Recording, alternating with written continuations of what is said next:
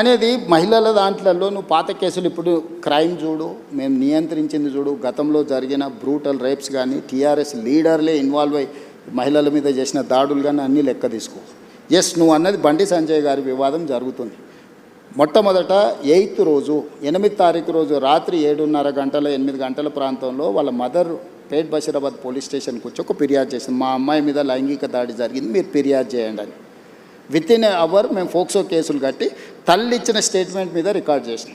ఒక కంప్లైంట్ వచ్చినాక 24 గంటల లోపల ఆ అమ్మాయి బాధితురాలి స్టేట్మెంట్ తీసుకోవాలి. ఇక్కడ ఆ అమ్మాయి మైనర్ అనేది ఎవరు ప్రూవ్ చేయాలా? ఇమ్మీడియట్గా అమ్మాయితోనే వెళ్ళి స్టేట్మెంట్ తీసుకొని సెక్షన్స్ ఆల్టర్స్ చేసినాం. 10th రోజు ప్రధానమంత్రి ఇక్కడికి వచ్చింది. మేము ఎక్కడికి వెళ్ళాలి? ప్రధానమంత్రికి 9-10 తారీఖు 10,000 మంది పోలీసులతో రక్షణ కల్పించాల్సి వచ్చింది. ప్రధానమంత్రి గారు ఒక్క ప్రోగ్రామ్ అటెండ్ కావాలి, 6 ప్రోగ్రాంలు అటెండ్ అయ్యారు. హైటెక్ సిటీ కావచ్చు, సింధు హాస్పిటల్ కావచ్చు, పవన్ కళ్యాణ్ కావచ్చు, చంద్రబాబు నాయుడు గారు కావచ్చు, బేగంపేట కావచ్చు, పరేడ్ గ్రౌండ్లో పబ్లిక్ మీటింగ్. వేలాది మంది కార్యకర్తలు వచ్చినప్పుడు సిస్టమ్ మొత్తము 4 days కంటిన్యూస్గా 10,000 పోలీసు ఈ మొత్తం కమిషనరేట్లలో అందరూ అక్కడనే డిప్లాయ్ చేయాల్సి వచ్చింది. Prime minister security. చిన్న మిస్టేక్ జరిగితే ఏం జరుగుతుందో నీకు తెలియదేముంది. అందులో హైదరాబాద్ హై సెన్సిటివ్ సిటీ. రకరకాల దేశంలో ఏ మూలన ఐఎస్ఐ దాడులు జరిగితే కూడా దాని మూలాలు అప్పుడప్పుడు హైదరాబాద్లో వెళ్తూ ఉంటాయి. సో ప్రధానమంత్రి పర్యటనను చాలా సీరియస్గా తీసుకొని 10th రోజు 11th పొద్దున్నే ఇమ్మీడియట్గా సెక్షన్స్ ఆర్డర్స్ చేసి ఇమ్మీడియట్గా వాళ్ళ ఇంటికి వెళ్ళి నోటీస్ ఇచ్చినాం. ఇప్పుడు దాంట్లో అమ్మాయి డేట్ ఆఫ్ బర్త్ ఇష్యూస్ మీద 2 రకాల ఆరోపణలు ఉన్నాయి. 2 రకాల ఆరోపణలు ఉన్నప్పుడు ఇప్పుడు బండి సంజయ్ వాళ్ళ కొడుకు కూడా పోయి పోలీస్ స్టేషన్లో అంతకంటే ముందే కంప్లైంట్ ఇచ్చిన. వాళ్ళు కంప్లైంట్ ఇచ్చిన తర్వాత 2 గంటల తర్వాత వీళ్ళు వచ్చి కంప్లైంట్ ఇచ్చారు. ఇప్పుడు అతను ఇచ్చిన కంప్లైంట్ కరీంనగర్లో ఇచ్చిండు, వీళ్ళు ఇచ్చిన కంప్లైంట్ సైబరాబాద్లో ఇచ్చిండు. కంప్లైంట్స్ను బేరీజ్ వేసుకోవడమే కాకుండా ఇప్పుడు అందులో ఉన్న ఆరోపణలని ఆ అమ్మాయి స్టేట్మెంట్ తీసుకోకుండా ఫోక్సో కేసులో పర్టికులర్గా మైనర్ గర్ల్ విషయంలో అమ్మాయి స్టేట్మెంట్ తీసుకోకుండా ముందుకు వెళ్ళడానికి లేదు. ఇమ్మీడియట్గా అమ్మాయి స్టేట్మెంట్ తీసుకొని సెక్షన్స్ ఆల్టర్స్ చేసి ఇమ్మీడియట్గా నోటీస్ ఇస్తే అతను అబ్స్కాండ్లో ఉన్నాడు.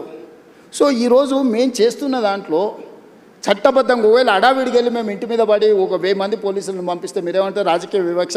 ప్రధానమంత్రి సభ విజయవంతమైనందుకు రేవంత్ రెడ్డి గారు భారతీయ జనతా పార్టీకి భయపడిపోయి బండి సంజయ్ మీద పోలీసులతో దాడులు చేయించడానికి మళ్ళీ మీరే మాట్లాడేటోళ్ళు. సో ఇప్పుడు ఎవరికి మా ప్రభుత్వంలో నేను మీకు చెప్తున్నా, అది సినిమా స్టార్లు అయినా సరే, ప్రజాప్రతినిధులైనా సరే, వాళ్ళ పిల్లలైనా సరే, ఎవ్వరికి మినహాయింపు లేదు. మీరు నన్ను చూసిండ్రు సినిమా తారల విషయంలో ఎట్లా వ్యవహరించినా, ప్రజాప్రతినిధులు డ్రగ్స్లలో దొరికితే ఏ రాష్ట్రం వాళ్ళైనా ఏ పార్టీ వాళ్ళైనా నేను ఏ విధంగా తీసుకొచ్చినా ఇందులో కూడా ఎలాంటిది లేదు. ఇది మైనర్ గర్ల్ ఇష్యూ. మేము గట్టిగా చెప్పడానికి లేదు, ఎట్లా పడితే అట్లా వ్యవహరించడానికి లేదు. ఆ బాధిత కుటుంబానికి రాష్ట్ర ముఖ్యమంత్రిగా నేను న్యాయం చేస్తానని ఒక హామీ ఈ వేదిక నుంచి ఇవ్వగలుగుతారా సార్? నేను అనేది ఎవరైతే నేరస్తులు ఉందో 100% శిక్షించే బాధ్యత నాది. హోంశాఖనే కాదు, నేను ముఖ్యమంత్రిని. నేను పక్కడ్బందీగా ప్రణాళిక చేస్తున్నా. నేను ఒకవేళ సహాయం చేయాలంటే ఫోక్సో కేసే పెట్టాను కదా నర్సింగ్. ఫోక్సో కేసు పెట్టి నాకు కంప్లైంట్ వచ్చిన గంటలో ఫోక్సో కేసు పెట్టినా అంటే what is my commitment? POCSO case ఎందుకు పెడతాం? ఏదో అమ్మాయి వచ్చింది, మదర్ వచ్చింది, మదర్ కంప్లైంట్తోని ఫోక్సో కేసులు పెట్టడం సీరియస్ సెక్షన్స్ పెట్టలేము. బాధితురాలి యొక్క స్టేట్మెంట్ తీసుకున్న తర్వాతనే మనం చేయాలి. ఈ చట్టంలో ఉన్న నిబంధన. సో ఇప్పుడు కొన్నిసార్లు మైనర్ పిల్లలు ప్రేమించుకుంటారు.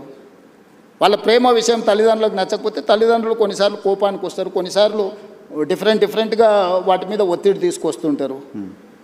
ప్రభుత్వం అనేది అసర్టైన్ చేసుకోవాలి కదా. దట్టు ఒక ప్రధానమంత్రి వచ్చే ముందలా వచ్చిన 2 ఫిర్యాదులు, అక్కడనేమో హానీ ట్రాప్ అని బండి సంజయ్ కుటుంబం కేసు పెట్టింది, ఇక్కడేమో మైనర్ అమ్మాయి మీద లైంగిక దాడి జరిగిందని వీళ్ళు కేసు పెట్టారు. రెండింటిని పరిశీలించడానికి పోలీసులకు కనీసం 24 గంటలను పడితే వాళ్ళు ఇచ్చింది రాత్రిపూట. ఒక ఆయన 8వ తారీఖు 5 గంటలకు ఇస్తే ఇంకొకరు 8వ తారీఖు 9 గంటలకు ఇచ్చారు. 9వ తారీఖు నాడు ఎంబడే మేము రంగంలో దిగి పోలీసులు మొత్తం తీసుకొని మొత్తం స్టేట్మెంట్స్ రికార్డ్ చేసి సెక్షన్స్ ఆల్టర్ చేసిన 9వ తారీఖు. 10వ తారీఖు నాడు ప్రధానమంత్రి మొత్తం నేను పర్యటనలో ఉన్న మొత్తం వ్యవస్థ ఉంది. 11 పొద్దున్నే నేను సమీక్ష చేసి ఒక ఉమెన్ IPS ఆఫీసర్ని అపాయింట్ చేసి కంప్లీట్గా డీటెయిల్ చేసి సెక్షన్స్ ఆల్టర్ చేసి బండి సంజయ్ ఇంటికే కాదు, బండి సంజయ్ బావమరిది ఇంటికి ఢిల్లీలో కూడా అందరినీ 5 పోలీస్ టీంలను ఈరోజు పంపించినాం. ఎక్కడన్నా ప్రభుత్వం కేసుని ఏమైనా డైల్యూట్ చేసిందా? ఇప్పుడు కొడుకు నేరం చేస్తే తండ్రిని అరెస్ట్ చేస్తారా? నువ్వు చెప్పు. ఇట్లాంటి కేసులలో ఇప్పుడు కొడుకు ఏదైనా తప్పు చేసినా అంటే బండి సంజయ్ని అరెస్ట్ చేయాలా? ఏం కోరుకుంటుండ్రు?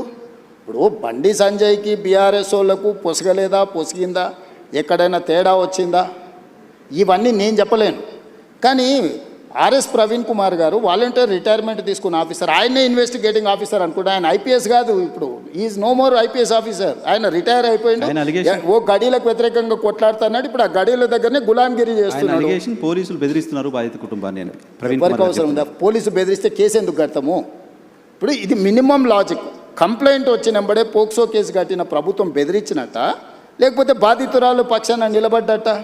ఇమ్మీడియట్గా అమ్మాయి స్టేట్మెంట్ను తీసుకొని ఆ స్టేట్మెంట్ ప్రకారం సెక్షన్స్ ఆల్టర్ చేస్తే మేము బాధితురాలి పక్షాన్ని ఉన్నట్ట, లేకపోతే అవతల పక్షాన్ని ఉన్నట్ట? ఇప్పుడు వీళ్ళ ప్రాబ్లము కేటీఆర్ గారికి, ప్రవీణ్ కుమార్ గారికి, బండి సంజయ్కి పంచాయతీ ఉండొచ్చు. ఆ పంచాయతీ రాజకీయాలలో వాళ్ళు ఏమన్నా తెలుసుకొని ఎవరైనా తిట్టుకొని ఎవరైనా కొట్టుకొని, ఇప్పుడు ఆయన ఎవరో వాళ్ళ ఎమ్మెల్యే తిట్టిండు, వాళ్ళు వచ్చి వీళ్ళని తన్నిండ్రు. ఆయన ఏమంటుండు, వాడు తిడితే నేను దాంతో నాకు తెలిసిన చదువు ఇదే అని ఆయన అంటుండు.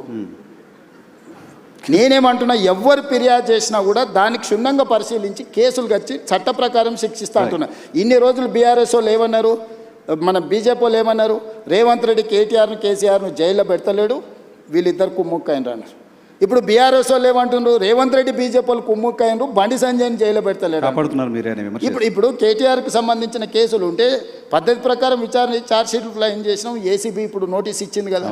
నేను ఎవరి పట్ల బీఆర్ఎస్ అయినా, బీజేపీ అయినా, ఎంఐఎం అయినా, ఇంకో రాజకీయ పార్టీ ఏదైనా, నా పార్టీలో ఉన్న వాళ్ళనైనా చట్ట ప్రకారం విచారణ చేసి, ఇది పిల్లల భవిష్యత్తుకు సంబంధించింది. వైఎన్ఆర్ నేను క్లియర్గా చెప్తాను, ఇది పిల్లలకు భవిష్యత్తుకు సంబంధించింది. ఏ చిన్న మిస్టేక్ విచారణలో ప్రభుత్వం చేసినా ఆ పిల్లల జీవితాలు పూర్తిగా దెబ్బతింటాయి. అది అమ్మాయి కావచ్చు, అబ్బాయి కావచ్చు. ఇప్పుడు ఆ అమ్మాయికి సంబంధించి 2 డేట్ ఆఫ్ బర్త్లు 2 సర్టిఫికెట్లు ఉన్నాయని వాళ్ళకు ఫిర్యాదు చేశారు.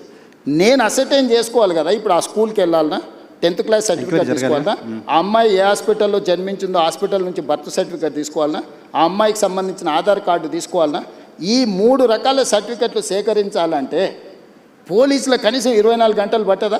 ఆ అమ్మాయి చదువుకున్న స్కూల్ ఎక్కడుందో ఫస్ట్ మేము కనుక్కోవాలన్నా, ఆ అమ్మాయి ఆధార్ కార్డు ఎక్కడుందో తీసుకోవాలన్నా, ఆ అమ్మాయి ఏ హాస్పిటల్లో జన్మించిందో వివరాలు సేకరించాలన్నా, ఇవన్నీ తీసుకోకుండా నేను ఎట్లా ఒకవేళ కేసు కట్టిన అనుకో, రేపు ఒకవేళ ఇప్పుడు వాళ్ళు చెప్తున్నాడు వాళ్ళ దగ్గర ఏదైనా ఆధారం ఉందనుకో, అమ్మాయి మేజర్ అని, నువ్వేమంటావు?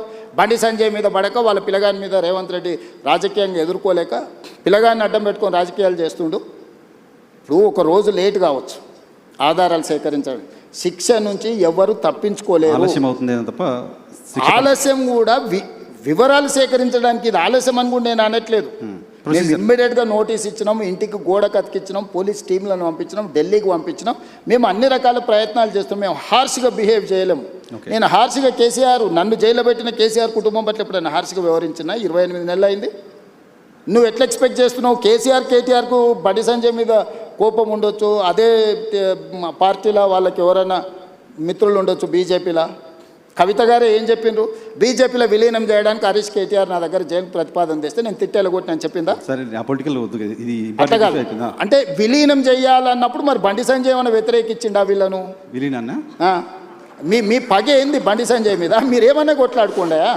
నేను ప్రభుత్వాన్ని నడుపుతున్నా, నేను సత్రం నడుపుతలేను. నేను ప్రభుత్వం నడిపేటప్పుడు బాధ్యతాయుతంగా వ్యవహరిస్తాను. నేను బండి సంజయ్కు మినహాయింపు లేదు, ఎవ్వరికి మినహాయింపు లేదు.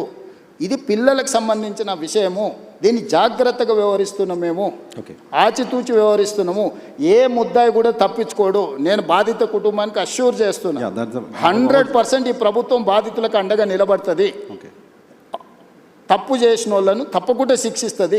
ఇందులో మీకు ఒక విషయము, డిసెంబర్ 31, 2025 కంటే ముందు జరిగిన సంఘటనలే ఫిర్యాదులు ఉన్నాయి. జనవరి 1, 2026 నుంచి ఇక్కడి వరకు ఫిర్యాదుల సంఘటనలు లేవు. 4-5 నెలల క్రితం జరిగిన సంఘటనల మీద ఫిర్యాదు వచ్చినప్పుడు 4-5 నెలల కింద ఎక్కడెక్కడ సంఘటనలు జరిగిన వివరాలు సేకరించడం కొంత సమయం పట్టదా?